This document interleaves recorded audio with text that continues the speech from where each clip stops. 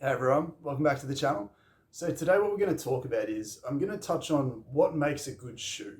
And I think it's a really important conversation to have because I think where a lot of us are at the moment is potentially we're thinking about things a little bit differently than what we potentially should in terms of what makes a shoe good or what aspects of a shoe are important for you to look for when you're purchasing shoes.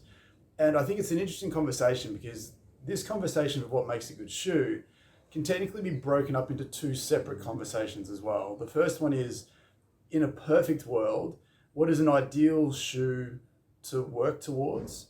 And that's a conversation for everyone. However, there's a different conversation that we probably need to start with, which is what's the best shoe for you at the moment?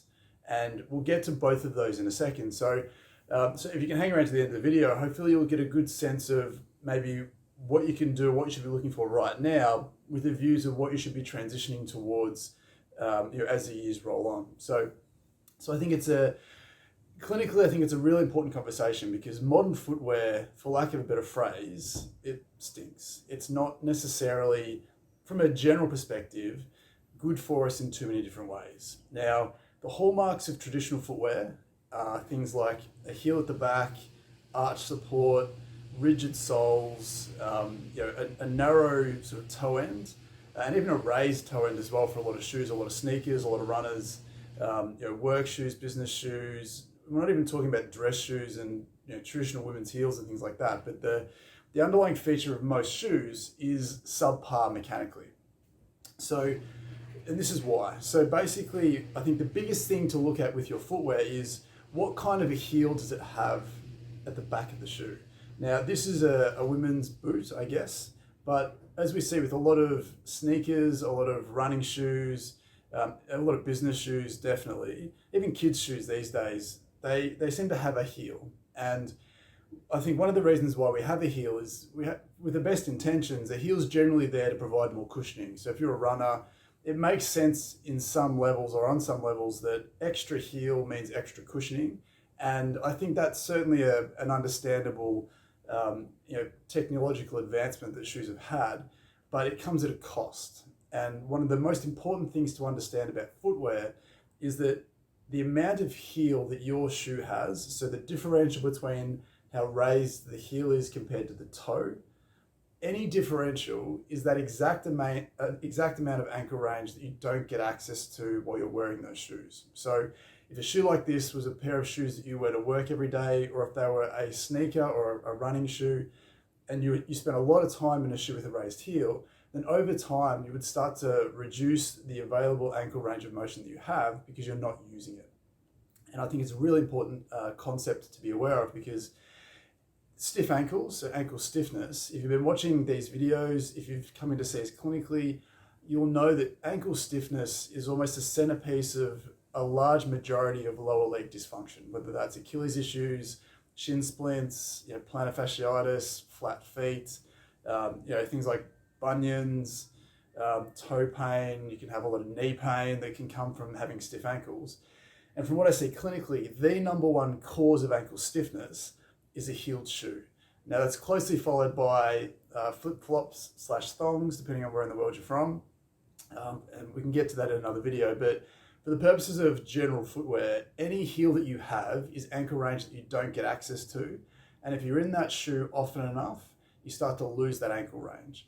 And as I said, it can be a problem clinically when you're trying to be athletic, you're trying to run as fast as you can, maybe you just want to have healthy knees, healthy feet and ankles. It throws a real spanner in the works if you wear a heel in your shoe. Now, as we were saying before, a lot of the conversations we want to have are split into two. So in an ideal world, in a perfect world, we should all be moving towards a shoe that doesn't have any heel at all, that's completely flat. Now, this may sound controversial to some people, but the reason why the ultimate goal should be flat is that our feet are flat.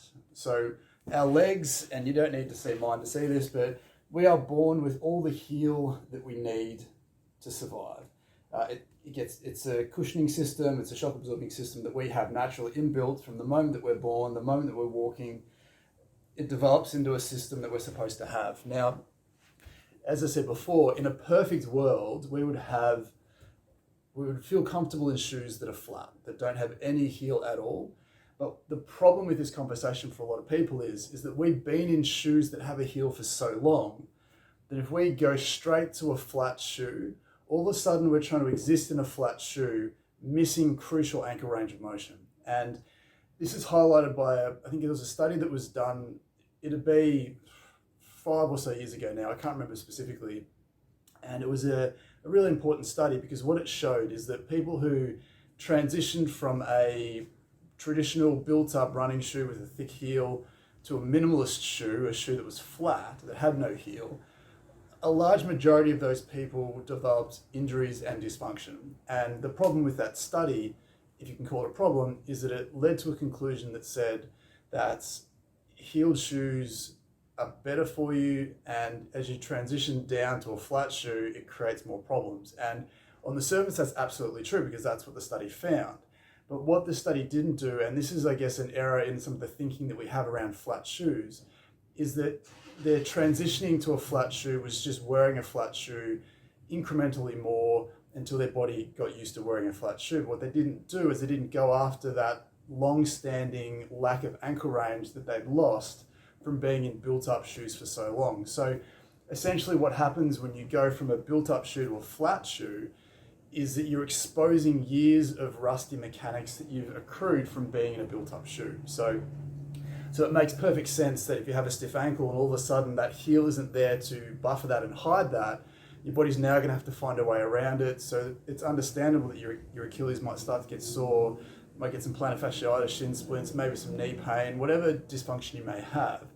It's not because they transitioned to a flat shoe, it's because they did so without trying to undo the faulty mechanics that they'd accrued from being in a built-up shoe for so long. So it's a really important conversation to have because for people who don't like these shoes because they make them feel sore, you're actually exposing something that shouldn't be there. And that makes sense. So if you start to free up those ankles, and we've gone through some videos before on how to free up a stiff ankle with a band, I'll link to it up here. But as you start to decrease that ankle stiffness, you'll find that your ability to tolerate these shoes becomes better because you're taking away that mechanical dysfunction that prevents normal function in these shoes.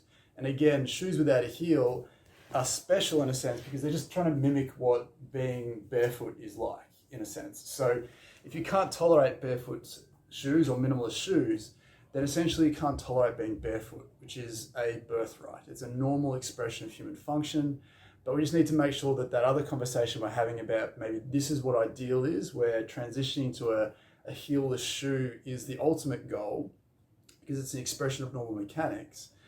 The conversation that we need to have in the meantime is, well, what's best for you with your current situation? So obviously going from a heel shoe to no heel can open up a whole range of things you didn't know were under the surface. It can expose a lot of mechanical dysfunction. So what we need to do instead is, instead of going straight from a built-up shoe to a flat shoe, we do need to take your time coming down there as you are freeing up your ankles. So for someone who's been in heeled shoes forever, your immediate goal isn't to go straight to a flat shoe, it's to go to a shoe with less of a heel, provided that you are working on trying to free up and mobilize that ankle stiffness. So it's a progression down, but you've got to be working behind the scenes on those mechanical issues. So that's the first one. So the first piece of the puzzle is a heeled shoe, or a shoe with a heel, is horribly disadvantageous for normal leg function, and getting out of that and feeling more comfortable tolerating a flat shoe is the ultimate goal, because again, that shows that you can express normal mechanics, which is what we sort of look for clinically when we're trying to solve injuries and improve performance. So that's the end goal. So the next part of this, I guess, I've got to stop putting this down. The next part of this, and a strong feature of most modern shoes, are arch support. And the reason why arch support is really important, so these boots don't have arch support, but we know what it is. It's just the sort of a raised section of the shoe on the inner side of the shoe. So if this is the outside, this is the inside. We often see the inside raised to stop and support arches from collapsing. Now, it's the same concept that we were talking about before. If you need a heel or arch support to make your pain and dysfunction feel better, completely understandable, it's completely noble. But you've got to understand that the shoes that you're wearing, or if you need particular shoes to make your aches and pains feel better, these shoes are buffering bad mechanics. So you're never going to solve the problem or fix the underlying issues that cause your pain by staying in these shoes. You've got to be working towards getting out of them and feeling more comfortable in a flatter, less interesting shoe eventually. And it's the same concept with arch support, where it's great to have an arch in your shoe to help buffer a collapsing arch, but it doesn't stop the arch from wanting to collapse. So if we took you out of an arch supportive shoe, got you walking around bare feet, that arch is still going to want to collapse, and the shoe is really just there as a stopgap to make you feel better. And again, that's completely understandable if you need to just get some things done, but you've got to be making sure that you're working around that behind the scenes, so that you don't need to rely on those types of shoes anymore. Because again, your foot has all of the arch that it needs. From the age of about 6 years old, our arches develop. And again, I'll link this idea in another video that I think we've been through before, but the key with arch support and flat arches is that it's not a foot problem. So we'll go through this quickly because again, we've spoken about it before, but the idea that your arch collapses in the industry, and I think in the general public, we often feel like it's a foot specific problem where it's just the arch collapsing. But what we don't realize is it's the end result of a mechanical breakdown of the entire leg. So again, just to show you this quickly, hopefully you can see this on the video, but essentially, if you have flat feet and your arches collapse, if you look on this side, if I go from a good arch position to a flat arch position, watch what happens to my entire leg. So my entire leg has to rotate inwards in order for that arch to collapse. So if I'm putting an arch supportive shoe underneath that, I'm not stopping this mechanism from wanting to happen. I might be able to buffer it by sort of blocking it and stopping it from happening. But again, as soon as that shoe and that arch support comes away, that entire leg's going to dump forwards again. It's going to dump inwards, and that arch is going to collapse. So again, the conversations I want to promote here is that yes, it's important to have a shoe that makes you feel good at the moment, which again falls into this category of what's the best shoe for you right now. If you have an arch supportive shoe that you put them on and it feels like your symptoms are fantastic, whereas otherwise they're not, then that's completely understandable to exist in at the moment. But again, you've got to be working on your ankle flexibility and your hip mobility and your hip strength to make sure that that arch doesn't want to keep collapsing. So as you work on those three features, what you'll find is you'll be able to tolerate shoes with less arch support until you get to a shoe that feels flat with literally no support at all, because you don't necessarily need it if your leg is functioning correctly. So again, the ideal is a shoe that doesn't have a heel, that doesn't have arch support, because you don't need them. And that's an important distinction. So if you need them, it's compensating for something mechanical that you can change and that you can improve on so that you don't need it eventually. And I think that's something that we do as an industry and as a society relatively poorly at the moment, where we don't necessarily have the confidence to look beyond the symptomatic treatment to say, well, look, how do we stop needing that symptomatic treatment and fix the underlying problem? So that's important. So the third feature I think that's really important with a lot of shoes, and we see it a lot more in women's shoes, is the toe end of a shoe. Now, if we were to look at your feet now compared to maybe 20 years ago, depending on how old you are, you might find that when you were younger, your feet probably more closely resembled this, in a sense where your toes are relatively straight and it's broad. But a lot of us now, because of our shoes, and for some reason our shoes have become really pointy, is we probably find that a lot of your feet will look more like the shoe that you've been in for so long.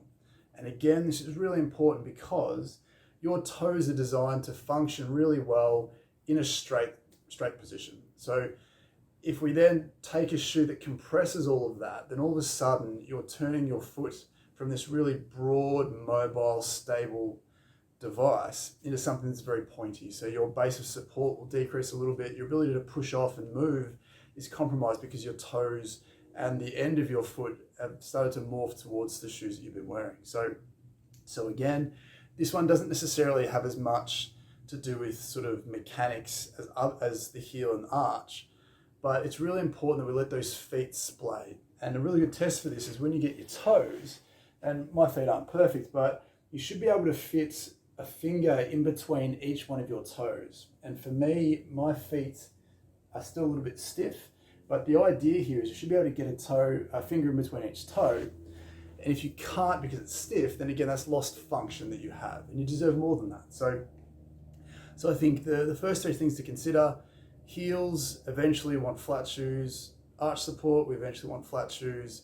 Pointy toes, we eventually want broader toes that splay out.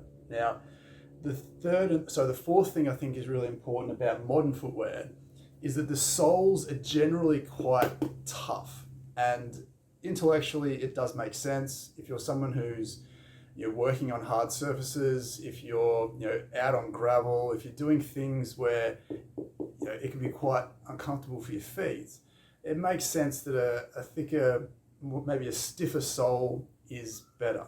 But again, the important feature about the foot is that the foot's malleable. So your foot has this amazing mechanical ability to be very sort of mobile, but also turn into a really rigid structure when you need to push off and run and walk. So if we have shoes that are quite rigid and stiff, then the foot itself becomes rigid and stiff because it doesn't have the capacity to consistently mold itself to its environment. So one of the things that I used to find really interesting is, as a kid, a lot of people would feel very comfortable walking on gravel, going for a run down the street on a hard surface, walking over rocks, even sharper rocks isn't as big of a deal because we have a tendency as kids to spend more time barefoot.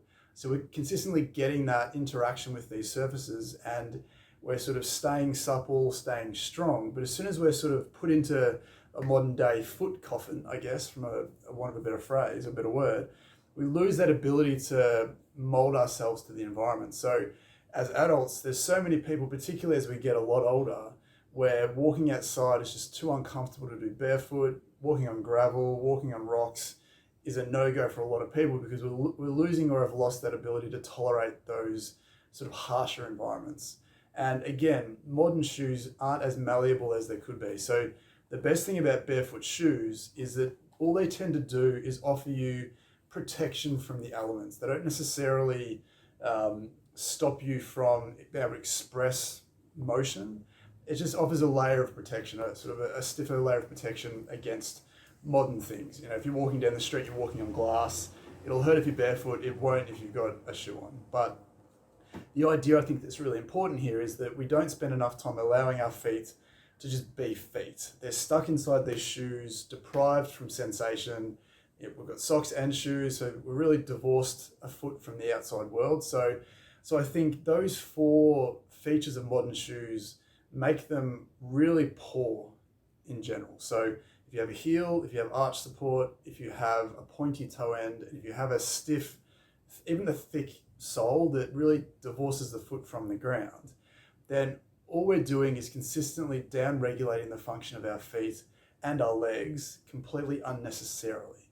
So the thing I want to touch on with this, again, there will be a particular variation of shoes that you feel makes you feel comfortable, settles down some aches and pains, gives you the confidence and the capacity to do more with your life.